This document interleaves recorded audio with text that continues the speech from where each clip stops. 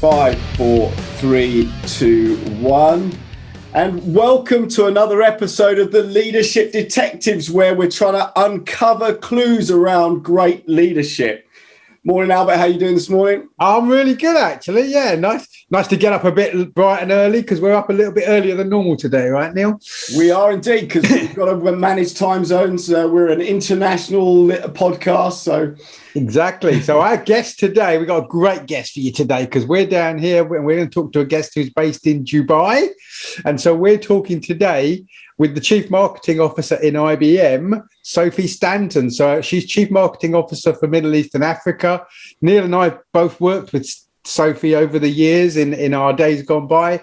But we were looking at, one of our last episodes, Sophie actually commented back on LinkedIn about VUCA, VUCA. So we said, great, Sophie, come and tell us all about it. So good morning, Sophie. Good to see you. How are you? Good morning, Albert. Good morning, Neil. Good morning, everybody. So it's delighted to be here. Thank you. Listen, we're so glad to have you with us. And in the preparation session, we could not stop, Sophie. So we've got a great topic for you. So listen, guys, I'm going to just give you a little bit of advice today. So whatever you're doing when you're listening to this podcast, put it down. Just hold on to your hats, because this is going to be fast and furious, and there's going to be lots of stuff to take in. So, welcome, Sophie. It's great to see you, and great. Thank you for joining us from Dubai. So that was my quick introduction, right? Sophie's done lots of other things as well, but she's currently Chief Marketing Officer, Middle East and Africa. But Sophie, first question for you as part of our opening, right? Imagine that you're being introduced onto stage to come and talk to some people. Who would it be that's introducing you, and what would they say about you? Wow. I would like it to be my heart mentor. Okay. Should I give his name? Yeah. You're welcome to, yes. So his name is Hugh O'Byrne. He's an Irish IBMer, ex-IBMer. Yeah. And I chose him as my heart mentor, and he knows me really well. And whenever I prepare for a change in my career, I would reach out to him every time. And he would give me very honest, straight feedback. He would challenge me with questions that I hate answering. And by the end of it, I would come out and I would know that I've made the right decision, thanks to the questioning and the pointing. So what would he say? I hope he would say that I'm a go-getter, that I am a very human-centric leader, and that I'm very professional and dedicated to anything I put my head into. Okay, good.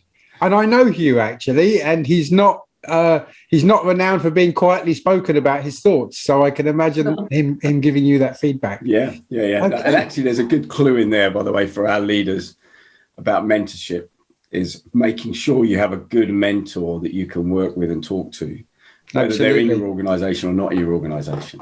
Yeah, absolutely. So Sophie, we're talking today around VUCA. So a volatility, uncertainty, complexity, and ambiguity of the world that we're living in today. And it's a word that we first came across in our interview with Clive Fernandez from Salesforce, where Salesforce were adapting to this VUCA environment, the volatility of the world, the uncertainty of what's happening, the complexity of everything that's going on, and the ambiguity. So, I mean, what would be great to understand as we go through this today is how should leaders adapt in that environment, and what advice would you give to leaders to adapt as they're going into that volatile, uncertain, complex, and ambiguous environment? Yeah, so for me, I've been a leader for many, many, many years. And I always say, I'm not in marketing, I'm not in technical support, which I used to do the technical support leader role in France. What I really do as a job for many, many years is to lead teams to success, lead teams to achieve, and get people to collaborate and work together. And in the changing environment, I think what has become absolutely crucial is the human side. So to because I think that in the past, it wasn't really maybe the done thing to be showing your human side, right? Yeah. And to be caring so much about people as a leader might not have been the right thing to do, or it might not be the quickest way to promotion, right? But nowadays, I think that you cannot afford as a leader not to be human-centric. You have to, we don't have people very often in the same room anymore. We don't have all those, physical signs that you can pick up on when people are in the office sitting next to you. So you have to be so much more attentive to what people are saying, to what people are feeling, to their environment, and not anymore just in work, but outside of work as well, because that has an impact on the way they show up at work.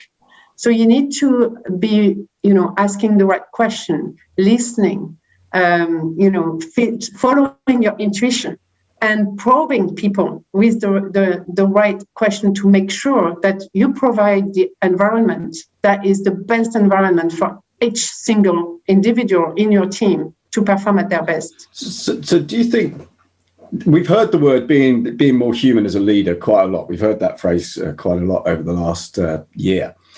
And so I think what you're saying is, to be more human, you have to engage, you have to listen, you have to work out how you can help your team. What I find when I'm with a lot of the leaders we speak to, a lot of leaders that I coach as well, I just haven't got time for people because I've got the business to run. So what advice would you give to a leader that, is just finding it difficult to get this balance between, I've got to drive the business and I need to engage with my team? For me, it's really is people first, and it's a discipline.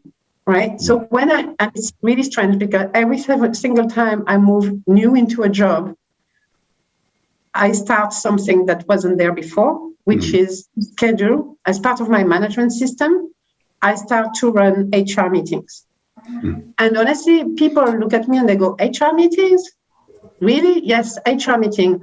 Once a week, 1 hour dedicated to people. What are we going to talk about? Oh, we're going to talk about, recognition. We're going to talk about learning. We're going to talk about how they progress. We're going to talk about our talents. We're going to get to know everybody in our team, not only the people that report to you, but the people that are, in the broader organization. We're going to talk about tons of things. And honestly, they're amazed after about a month or two. They're like, wow, we didn't realize how much there is to talk about and how much we need to think up on HR topics. And then I make sure that all the team members know that this is happening, that, it's not only me as a leader, but that this needs to be infused throughout the organization. And everybody needs to care about the people. And it comes in very different ways. And yes, you do need to take time after a meeting. If you pick up on anything at all that demonstrates that somebody is irate, that somebody is annoyed, that somebody is not acting as normal, you need to pick up the phone after that meeting and you need to ask the right hope and understand. Yeah. And so there is this proximity with the employees that I think is absolutely crucial. And it shouldn't be something that people are forced to do. It shouldn't be going against the grain. When you're a people manager, this is why you do, you choose to be a people manager, because you want people to be, their best at work, and you want them to succeed, you want them to grow, and you want to enable that. But that's what's in my head as you're saying this stuff, Sophie, that they seem to think there could be a thinking that these HR topics belong to HR. They're not HR topics, they're people topics, right? And as a leader, it's your responsibility. And I think that's kind of something that's becoming a lot more clear these days, that people realize there's not this separation you give to HR. What's your experience of that? Well, I have news for you. Newsflash. Yeah, newsflash. I have news for you. I spend more than 50% of my time on HR topics. As a CMO. Yes. That's crazy. Right? And I need to. And any jobs I've been into, you need to. If you want to motivate your team, if you want your team to excel, if you want people to collaborate, and it's not only HR topics like the compensation and things like that. It really is to trigger. How do you trigger inspiration in people? How do you trigger them to be innovative? How do you inspire them to want to be involved into brainstorming and working through the solutions that, the big rocks that are in your shoes? How do you get them in that mindset? Because honestly, in this world where things are really changing fast, things are uncertain, you need to spend a lot of time also reassuring your team. You need to spend some time skilling them up, because the more skilled up they are, the better they will feel about themselves.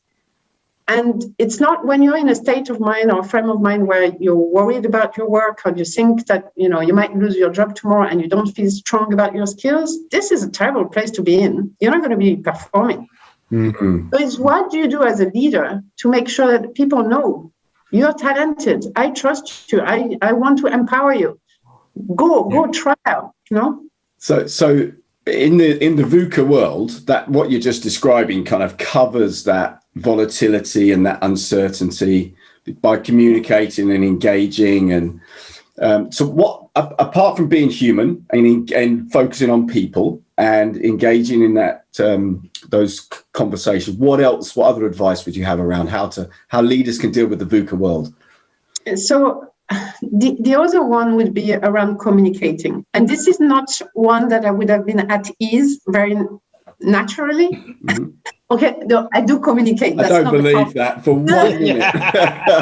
So, what is communicating around the strategy, forcing myself to really bring the strategy to the level of my leaders and to all the levels throughout the organization. And you need to kind of force yourself a little bit if you're like me, but it really paid off. When I started doing this, it really breaking it down so that you take the big picture, you bring it down to the level to what does it mean for marketing that our company wants to grow. What does it take for marketing to be a real, true, change agent in this transformation we're going to go through? What is your role as an individual? And it takes some thinking, right? It takes some, leaders, what are we going to do for our team to understand what it takes for them to make a difference? How do they collaborate with the, with the business leaders? Because in marketing, the success is about working hand in hand with the sales, right? And very often our team would work in silo, and they would my leaders would consider naturally that their teams are the team members in marketing, the marketers that work for them hierarchically. Well, guess what? The team is not that. The team is, whoever on the project is going to work with them. And that includes sales, that includes, operation, that includes people also in Europe or worldwide. So it's that kind of, change of gear that is really important. So communicating for me transparently, and this is something that I'm just telling you what the feedback was when I started here in this region, because people were shocked. People said to me, well, they didn't know even how to react with the amount of information I would be giving them, because I was so much more transparent than anybody else before.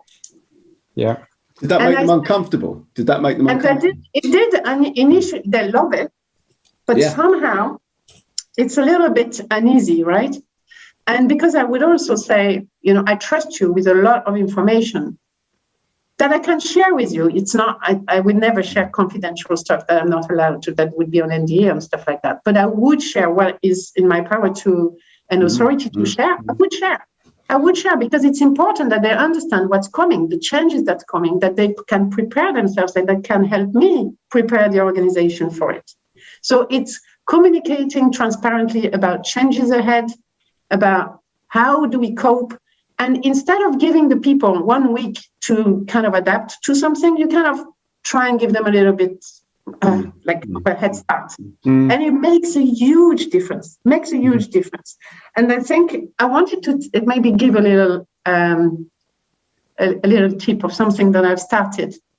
it's only recent, I started it in this job. I thought, for me, communication is so important, but not just communicating, that people are aligned in the way they communicate. So I know it's going to sound like army thing, but but my aim is that it's not only me saying something to my leaders, and then everybody does what they want and they communicate in any, in their own way. It's about aligning some of the communication to agree as a leadership team how we approach something, to agree what are the words we're going to use and how we are going to communicate it to the team. And that at the same time, we all have one voice. And so I started those meetings, my leadership meeting, I changed the name, I called them One Voice. And then I love the name of it because it implicitly also sends a message, right? It's very marketing, isn't it? It's very marketing. Some might say that. Some might say that. But honestly, I think the people get it, right? You don't even need to go further. They get it. We have to behave in a way that it is consistent. This is super important in the organization. If people are not behaving consistently with the team members, there's nowhere to go. There's something we scooted over there, though, by the way. You made a comment earlier on about the fact that it's not just the people that report to you.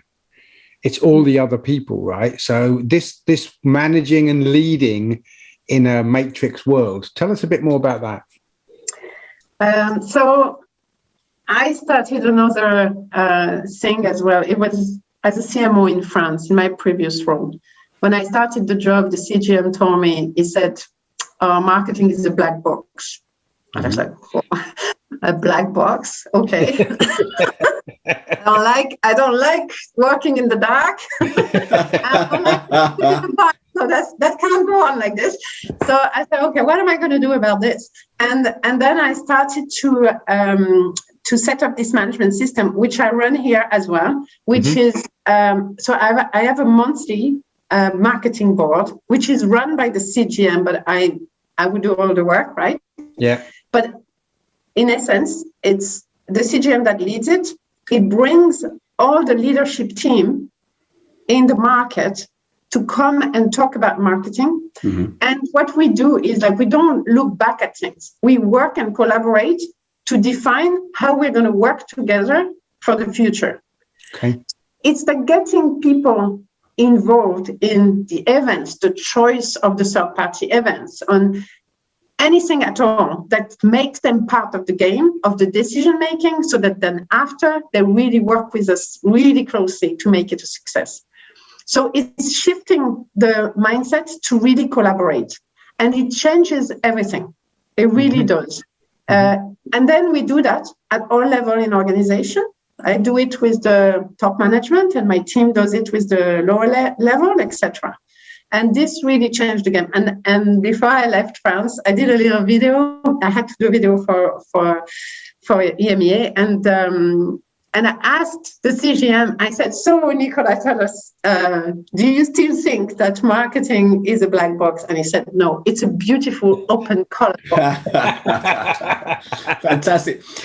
And there was something that's which is brilliant. I mean, I love these ideas, and I'm writing down lots of ideas here, which we'll summarize at the end. But there was something you said, and I just want to come back to it and not lose it, which we've kind of dug into a couple of times. I think it's really important that in the VUCA world, what you said was it's bringing strategy to level of all the leaders, and having to spend time on, you called it communication, but that time on that strategy and then getting it down to every person within the organization. So there's a communication of the strategy, but there's also an execution of the strategy as well, isn't it? So how do those two marry together? So I'm going to talk, I'm very boring. I talk about management system all the time, but this is how I think you can change things, right? So again, in my management system, I would have a monthly all-hand calls which I lead with the whole of the marketers. And there I will share strategic thinking, I will share vision, I will share this kind of things, okay? And we will do recognition and things like that to ensure our team is engaged.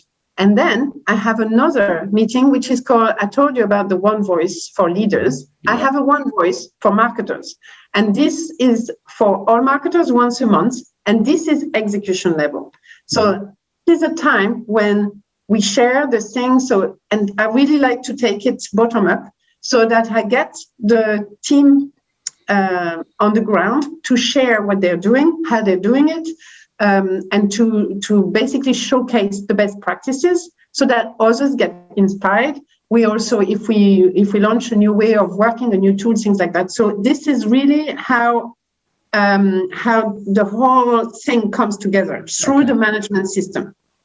Brilliant. I just wanted to make sure we touched on that.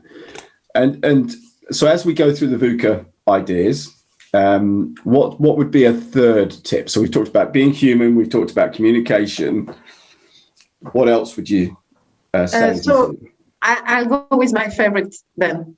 In no particular order, I will go with with the developing people.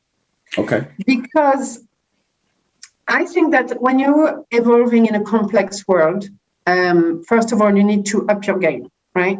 And your team needs to up their game. Mm-hmm.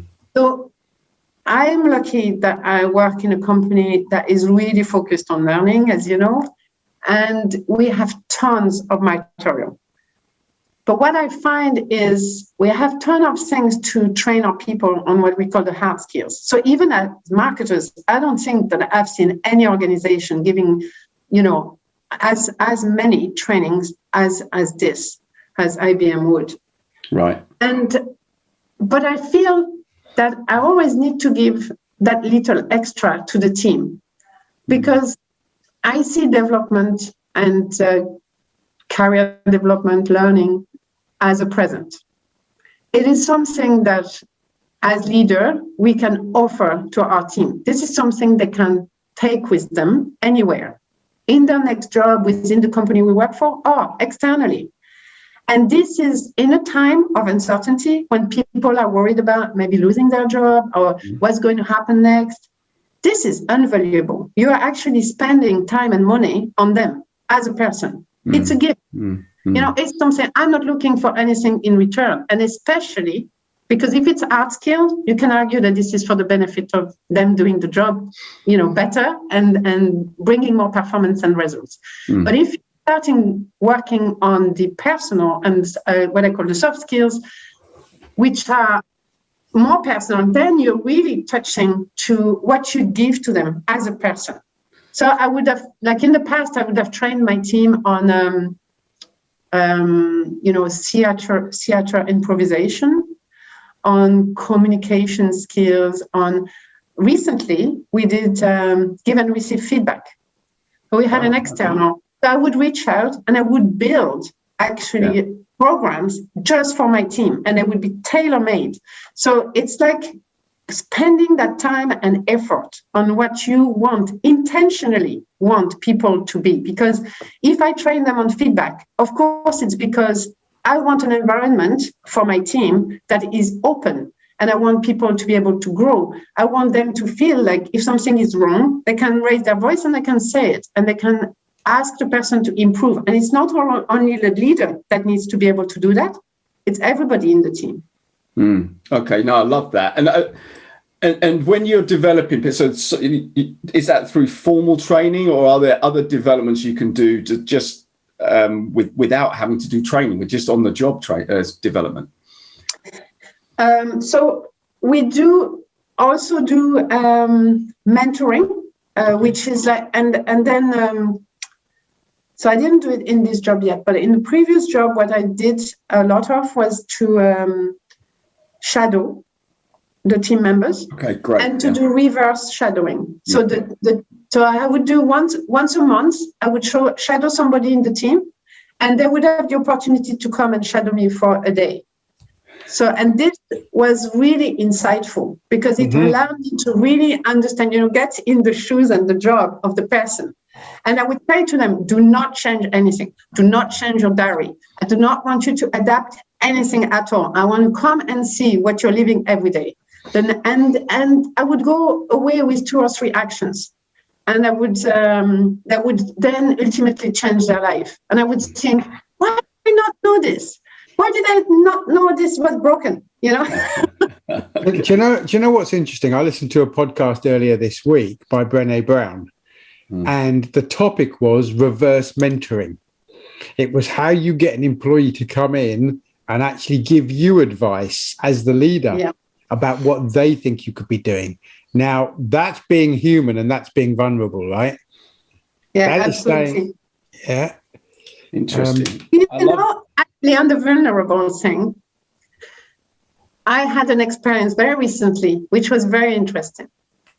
Because I was listening, we have a new CMO at worldwide level, and when I listened to her, I realized that maybe there were some things that I had put my hand in the sand a bit, right?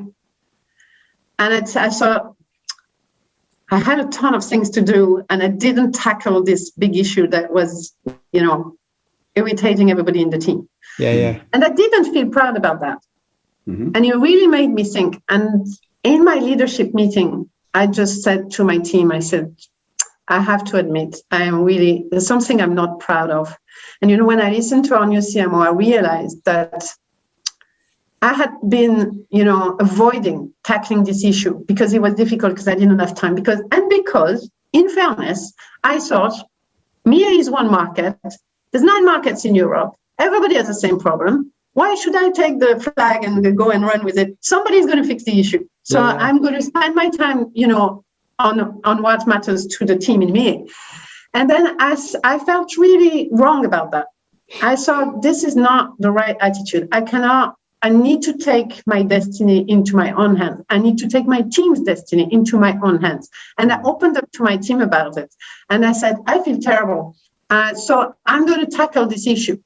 And one of them said to me, he said, Sophie, I think you're a little bit harsh with yourself. And I thought, it was so cute. And then the next thing is, honestly, that very week, 3 of my leaders tackled 3 major issues that were in our team for months. Wow. So you're leading by example, and that filters down through the organization. Yeah, but it's the point on the vulnerability also. That, as leaders, we also sometimes need to say, I'm not perfect. I don't do everything right. I make mistakes. Yeah. And I'm honest enough to say it and to go and fix it. Yeah. And I think that's brilliant. I love that. And actually reverse mentoring would help open up some of those things because it helps people point out to you some of the things that you might not see because you got blindsided to it. Yeah. And I think reverse mentoring, Albert, I think would be a great other podcast for us to put together, actually, because there's a whole topic there. Because there's one area we haven't talked about. I would like to make sure we cover it around the VUCA space. And when we did a prep call with you, Sophie, one of the things you talked about quite a bit was about agility and the agility that leaders need to have in this new world. So I just wanted to spend a few minutes just talking about your view about how leaders need to adapt to be agile. Yeah, so it is essential to be flexible because things are moving so fast that you cannot stay static, right? You have to go with the move. And one of the worst things you could do is to actually, go start not wanting to be part of it and rejecting it. So not only you need to go with the move, but if you try and be ahead of it, right? And so I think I had the demonstration in this marketing role in France and in MEA that those teams just change at the flick of a switch at a pace that was absolutely unbelievable. And I'm not just saying it because I was the CMO of those people. I saw it in the organization at all levels, right up to worldwide. And what happened is we had a CMO at the time that was really a year prior to COVID the pandemic hitting, she made a statement that she wanted 100% of marketers in the world to be trained on agile. And we were like, okay. So this was really, this wasn't the done thing. We were one of the first organizations to come up with this. And one of the first, marketing was one of the first in IBM to actually train all the people.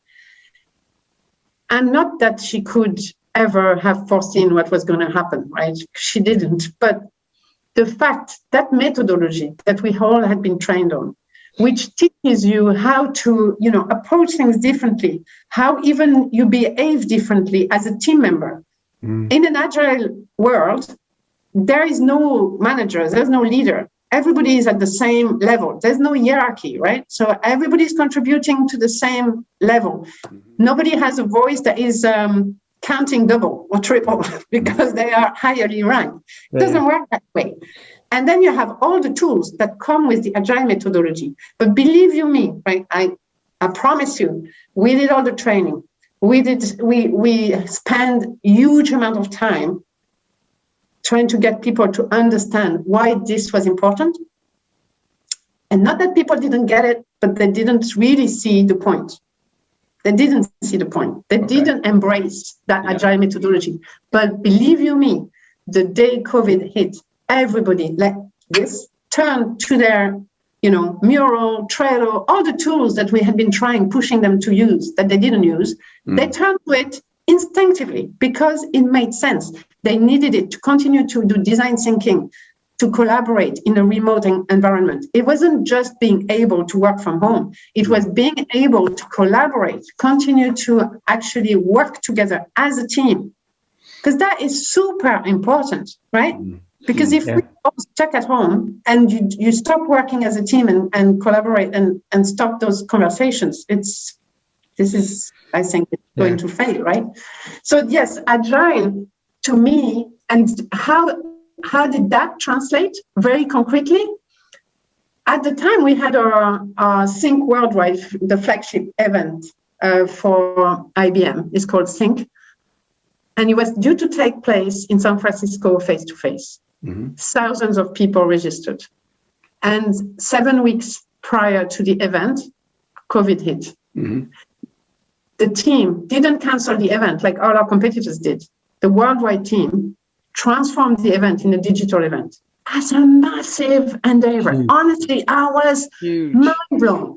Honestly, you just couldn't even, I was like, they're not going to do that. No, they couldn't possibly do that. So nobody can turn this around in 7 weeks. And they did, and it was a success.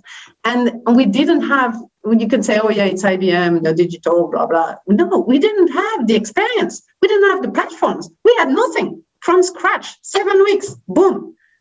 So what did the leaders do to enable that to happen, Sophie? Because how did the leaders change them? Because it would have been easy for a leader to say, look, this is too hard, too complex. So what did the leaders do that enabled the team to have the inspiration to be agile enough to do that? Honestly, I think a big part of it is the training. People were trained, they knew what to do, instinctively, they were like robots, boom, boom, boom. They knew where to turn to. And what didn't make sense before made a lot of sense, and they embraced it then. And the second thing is, we made series of brainstorming meetings where we asked people when there is a crisis, people want to be part of the solutioning. It's human and instinctive, right? There's so much going on and that cannot fix, right? And so you need to be busy thinking that you're going to change the world, right? Even if it's at your level. So we had a series of work streams. We designed, in France, it was 7 topics. And we said, you just go and you contribute to any ones you want to for marketing. So we had one on our own Think event. We had events we needed to turn around as well, locally. And then people started to go wherever they felt their skills were more appropriate. Everybody contributed to something, not because we forced them, because they wanted to. Right. And so it's giving them the platform to actually be a part of it. It's back to the vision, right? And how you contribute. Yeah. we probably do need to start wrapping up. We've been going for a while, but there's so much here, Sophie. But there's one thing that's coming to my mind as you're talking about this. It kind of sounds like you've got Sophie operating in this bubble inside IBM. I hope not. But that's a thought in my head. Are you seeing this around you with other leaders, and it's widespread? Because it's sounding like you've got it understood in your team and it's resonating. But what about other leaders around you and into and above and below? It's a difficult question. I think I see it. So the new leader that came in has a lot, like I see a lot of commonality in the way she thinks, and a lot of commonality with the CMO worldwide in the way of thinking, in the way of communicating, in the compassion, in the human side, in the transparency. That there seem to be new traits of character or behaviors that seem to be valued, right? Then what I see, I can't really answer what the question. So, Sophie, your body language. Go on. So one thing I would say is that what I have witnessed is that people are more and more receptive to this behavior. So that's what I would. The answer to your question, Albert, is no. Yeah. Because Sophie's face and body language completely changed. And but the answer is no, but I hope that they're coming along with me. Yeah. The only thing I would come back to is what you said. The person that you think is getting towards it or is closer to it, you said is she. So do you think that females can adapt to this better than males? Well, there's a good question to wrap up with. I think we're out of time. Okay, we'll hold that for another time. Honestly, I will answer this because I have, and I mentioned the mentor, my heart mentor. Yeah. And the reason why I picked him was because he had all this behavior. And we're talking about a man having this behavior, I think it was 15 years ago. Yeah. And IBM does a lot of training on women, but on men as well, on those topics to make sure, honestly, and I think that when I arrived here in Middle East and Africa, a lot of people asked me back home, how is it working over there? Yeah, a black woman in the Middle East. And I said, honestly, because of the culture in IBM, honestly, there is no difference. No difference from what I experienced and in the behavior. So it's positive. Okay. All right. Good.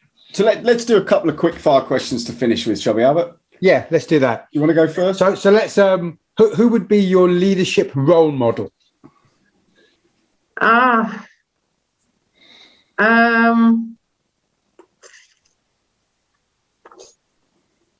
hesitating.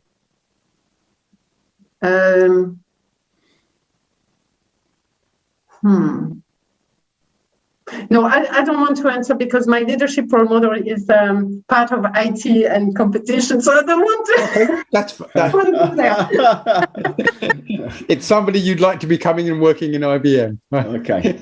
Okay. I will answer somebody that is not very famous then. Okay. Mm-hmm. So the name is Josh Graff, and he's the VP for EMEA LinkedIn. Okay. Okay. And I really value the way he leads on diversity topics and in the openness and transparency in his leadership with his team. Okay. That's really really good insight. Excellent. And if you were going to gift a book on leadership to someone, what book would you gift? I would gift Lead Beyond the Edge, which is a book from Frederick Murphy. Mm-hmm. So I used to work with Frederick, and she wrote that book. And she's an extremely talented and bubbly person, and she gives very insightful tips on, how to get to the top of your performance and how to get your team to their best. Brilliant. So that's the book.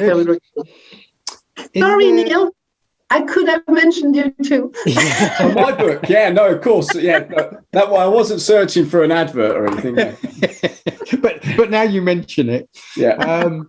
Is there a quote or a saying on leadership that you would like to leave here with the audience?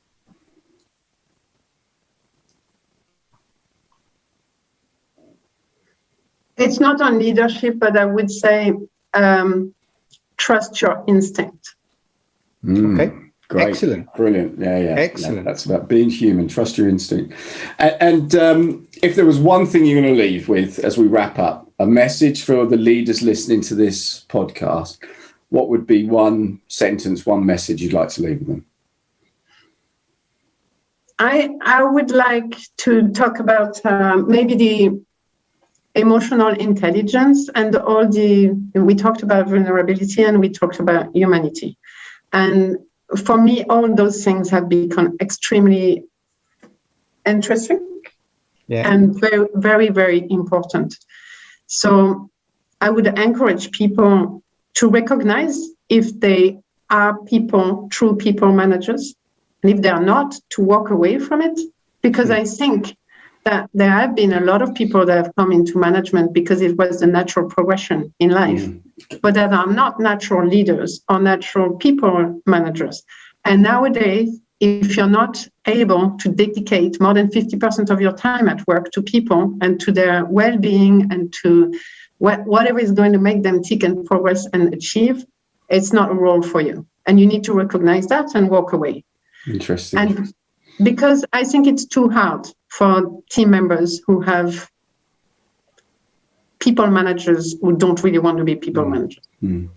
It's a great tip. It's a great tip. And no guest has ever said before, if you don't think you can do this, walk away, right? It's a great tip. Yeah, no, it is. And actually, outside of big corporates, you see even more. You see even more people who've been put into leadership positions who don't really want to be managing people.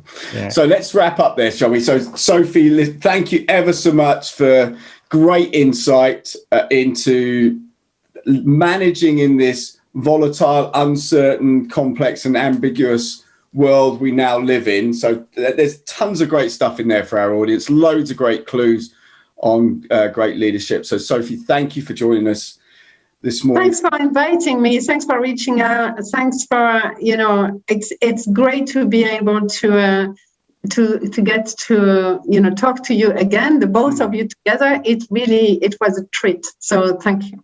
It was our privilege, our pleasure. Really good spending the time with you here, Sophie. Albert, I'll let you wrap up. Yeah, so listen, guys, thank you very much for tuning in and listening to this. I hope that's been useful for you. Lots of messages in there, lots listening to Sophie's experience, her thoughts and advice on how things could work for you better as a leader.